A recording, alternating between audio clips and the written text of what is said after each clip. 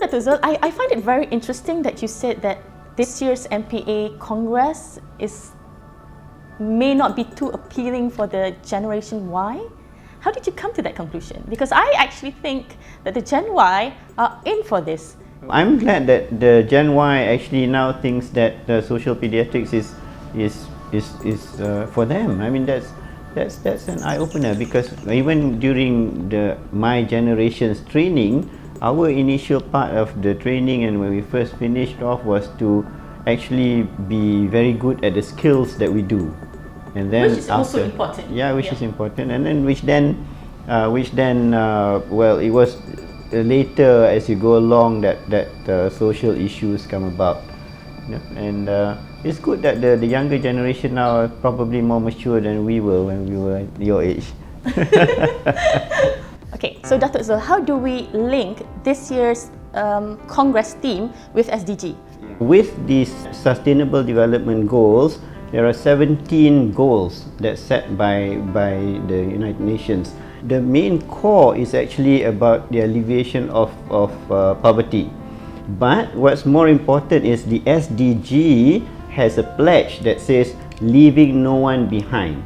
And when the SDG matures in 2030, the people who will be left behind will be these marginalized children, the disabled children, the children who are institutionalized, the indigenous population.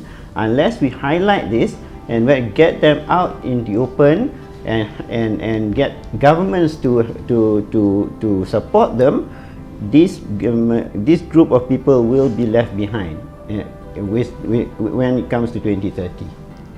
Why should pediatrician in training or medical officers even attend this Congress? Well, this Congress gives them something that they do not get in their training.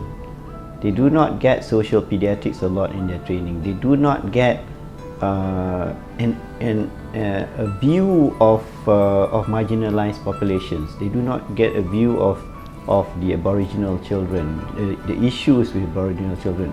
But we also include inside there other marginalized children. These are children with congenital heart disease that don't get surgeries because we don't have the funds for it.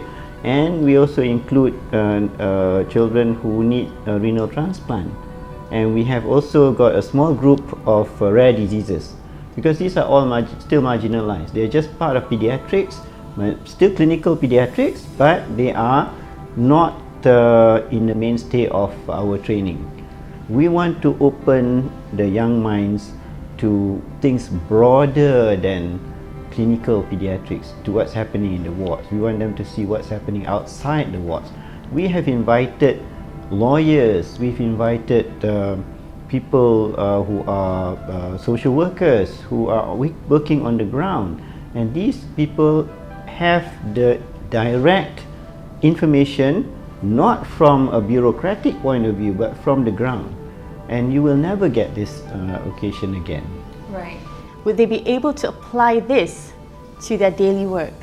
That depends on them, whether they want to apply it and whether it will at least get them to be closer to their patients. Right. So rather than just treating a patient in bed 3, they're actually treating a patient who has got parents, who have got issues, who have got siblings at home, who have got other things that they need to worry about. It's not just the pneumonia or diarrhea or the heart disease or the nephrotic syndrome. Thank you, Dr. Zul, for being here with me today to talk about the MPA Congress. Thank you. You're welcome. So that was a great interview with Dr. Zul, and personally, I am very excited. I had a look at the program and we have great lineup of speakers, great topics to discuss, and I urge everyone to come.